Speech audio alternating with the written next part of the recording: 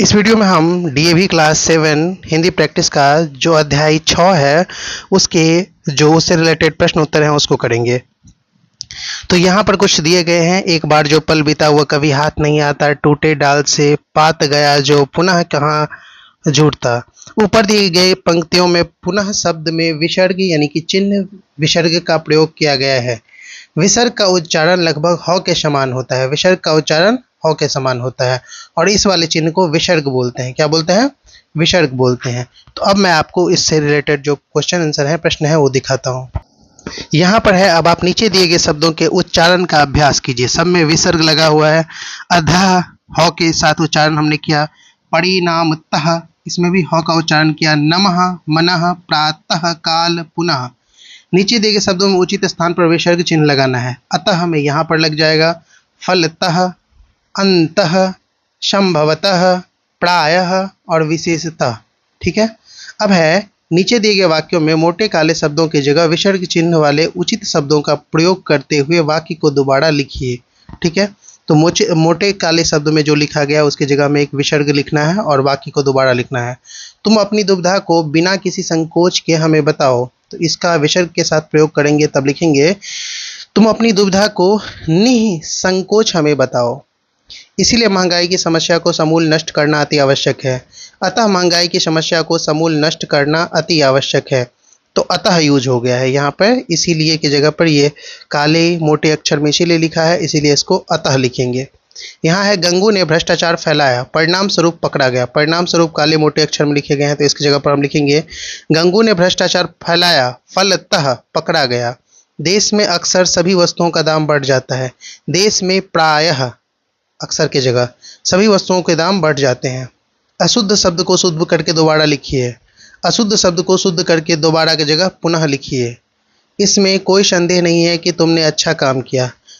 इसमें निसंदेह है कि तुमने अच्छा काम किया। अगला है, निम्नलिखित गद्यांश में से जातिवाचक, भाववाचक तथा व्यक्तिवाचक संज्ञा को छांट कर लिखिए।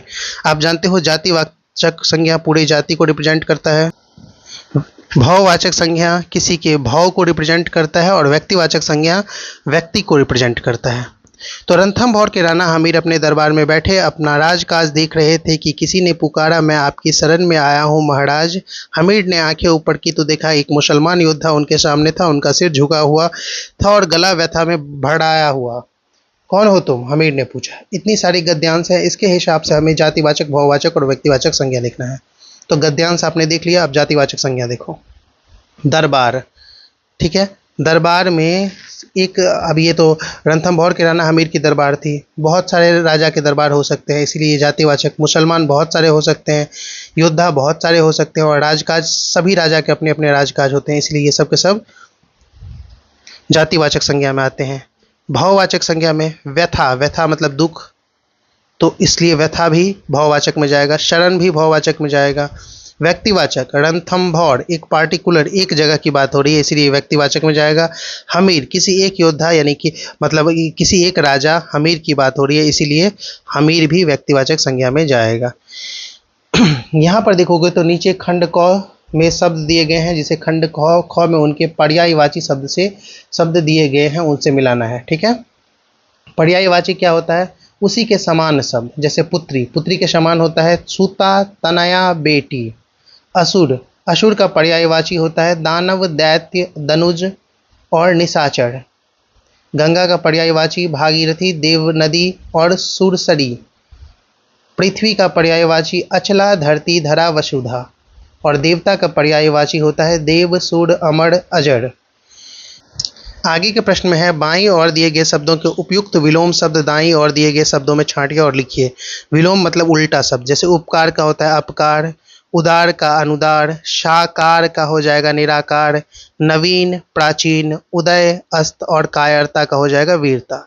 नीचे दिए गए मूल शब्दों में उचित उपसर्ग अथवा प्रत्यय लगाकर नए शब्द बोलिए। वो विसर्ग था जिसमें ह की उच्चारण होती थी, यहाँ पर उपसर्ग और प्रत्यय की बात हो रही है। तो जैसे यत्न, हाँ, इसमें प्र जो है उपसर्ग लग जाएगा और यत्न जो है वो ये अपना हो जाएगा। देखिए मूल शब्द में उपसर्ग तथा प्रत्यय, तो ये उपसर्ग तो हो गया प्र और प्रत्यय हो गया और यत्न हो गया प्रत्यय। तो इस तरीके से एक शब्द बनेगा प्रयत्न। यहाँ पर भी आपको प्रत्यय दिया गया है भीषण, तो भीषण में उपसर्ग हो जाएगा भीषण और प्रत्यय हो जाएगा ता, तो बनेगा भीषणता। समय, असमय, असमय। यहाँ इतिहास में इतिहास जोड़ इक, तो ऐतिहासिक बनेगा, और बल में दुर जोड़ बल, दुर्बल बनेगा। कविता में से संयुक्त व्यंजन वाले 4 शब्द छांट कर लिखिए। संयुक्त उसको बोलते हैं जिसमें कोई न कोई शब्द आधा रूप में आता है, जिसका जैसे तो संयुक्त है यहाँ पर, तो इसीलिए ये संयुक्त व्यंजन हो जाएगा। तो प्रयत्न, यहाँ पर यह है प्रयत्न। मैं इसको दोबारा से लिख देता हूँ, इसको कट कर देता हूँ। ये मेरे स्टूडेंट ने लिखा था, थोड़ा सा उन्होंने क्लैरिटी के साथ नहीं लिखा था। फिर है मुक्ता, फिर है प्यारा, ये हो जाएगा पय संयुक्त आकार प्यारा, और ये योद्धा। कोष्ठक में दिए गए शब्दों में से उचित शब्द द्वारा रिक्त स्थानों की पूर्ति कीजिए। तो खाने के साथ यदि आचार, आचार और आचार मतलब होता है व्यवहार, और अचार मतलब होता है अचार जो हम खाते हैं। रामचरितमानस अवधी भाषा में लिखा गया है। ये जो अवधि है वो हो जाता है, अवधि हो जाता है समय को, और अवधि बोलते हैं अवध भाषा को। चाहे प्राण चले जाएं पर अन्याय का साथ मत दो, ठीक है। 1 मई को विद्यालय के वार्षिक परिणाम निकलेंगे। नियत समय पर काम करने वाला व्यक्ति ही जीवन में उन्नति करता है। अगले प्रश्न में है, दिए गए वाक्यांशों के लिए एक शब्द छांट कर लिखिए और वर्ग पहेली भरिए। जहां पहुंचना सरल हो सुगम, जहां जाया न जा सके अगम, आगम, अगम, जहां जाया न जा सके अगम, जिसका कोई पार न हो अपार, विशाल हृदय वाला उदार, जंगल में अपने आप लगी आग, दावानल, जो जंगल में अपने आप आग लगती है उसे दावानल बोलते हैं, जो कि यहाँ पर है। उसके बाद है जो बहुत बोलता है वाचाल, जो कि आपको यहाँ पर देखने को मिलेगा। इसके हिसाब से इसमें हमें सुमेलित करना है इन सारी चीज़ों को। नीचे दिए गए वाक्यांशों में वर्तनी संबंधी अनेक अशुद्धियाँ हैं। वर्तनी संबंधी अशुद्धियाँ को शुद्ध करके गद्यांश को पुनः लिखिए। तो ये गद्यांश है, इसमें बहुत सारी अशुद्धियाँ हैं। जो अशुद्धियाँ हैं उसको मैंने अंडरलाइन कर लिया, और इसके विशेष पर हमें इस गद्यांश को दोबारा लिखना है। तो हमने इस गद्यांश को दोबारा लिख दिया है, इसे आप अच्छे से देख लो और नोट कर लो, ठीक है। मैं थोड़ा सा रोक देता हूँ यहाँ पर, ताकि वीडियो आप पॉज आसानी से कर सको। उसके बाद है निम्नलिखित वाक्यों के वचन परिवर्तित करके लिखिए। जैसे पक्षी आकाश में उड़ रहा है, एक पक्षी की बात कर रही है, यहाँ इसके वचन को बदलेंगे, एक वचन को बहुवचन में बदलेंगे।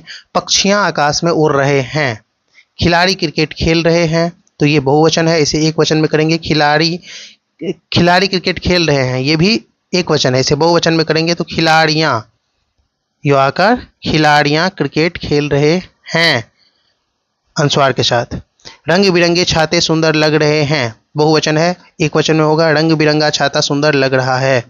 दुकानदार टोपी बेच रहा है, दुकानदार टोपियाँ बेच रहे हैं। अगला है समय का महत्व बताते हुए 100 से 125 शब्दों में अनुच्छेद लिखिए। समय का महत्व अत्यंत महत्वपूर्ण है, क्योंकि यह हमारी ज़िंदगी का सबसे अनमोल संसाधन है। समय किसी के लिए नहीं रुकता, इसे रोका या वापस नहीं लाया जा सकता है। जो व्यक्ति समय का सही उपयोग करता है वही जीवन में सफलता प्राप्त करता है। समय के उचित प्रबंधन से हम अपनी सभी जिम्मेदारियों को पूर्ण कर सकते हैं और अपने लक्ष्यों को हासिल कर सकते हैं। फिर यहाँ पर मैंने पूर्ण विराम लगाया, यहाँ अल्प विराम था। आलस्य और समय की बर्बादी हमें पीछे धकेलते हैं और असफलता की ओर ले जाते हैं। इसीलिए समय का सदुपयोग करना चाहिए और प्रत्येक क्षण का महत्व देना चाहिए। समय की महत्ता को समझने और उसे सही दिशा में लगाना ही सच्ची सफलता की कुंजी है। इस तरीके से आपका ये चैप्टर कंप्लीट हुआ। वीडियो अच्छा लगा हो तो लाइक करें, चैनल को सब्सक्राइब करें।